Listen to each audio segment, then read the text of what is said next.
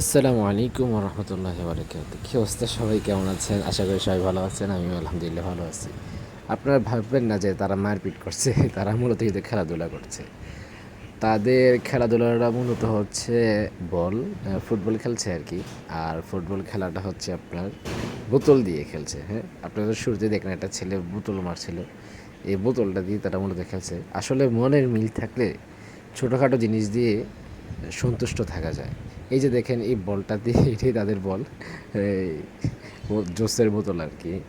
ব্যাস, ছাত্ররা আনন্দিত একবারে, সবাই মিলেমিশে খেলাধুলা করছে। আসলে দেখে খুব ভালো লাগলো, তাই ক্যামেরা বন্দি করে নিলাম। আপনারা কি কেউ এমন খেলেছেন ছোটোকালে? তাহলে অবশ্যই আমাদের ইনবক্সে বলে যাবেন আপনাদের শৈশবের কথা। আসলে আমি দেখে আমাদের শৈশবের কথা মনে পড়ে গেল। আমরাও আগে এরকম ছোটো থাকতে খেলতাম বল দিয়ে, শুধু বই, আরে সরি, বোতল দিয়ে। বোতল না, আমরা শুধু বোতলে মুখ দিয়েও খেলতাম, বড় বড় ম্যাচ খেলে ফেলতাম। তো তাদের খেলা দেখে আসলে আমি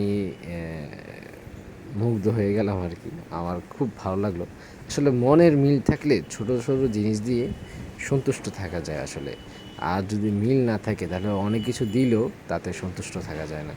আসসালামু আলাইকুম।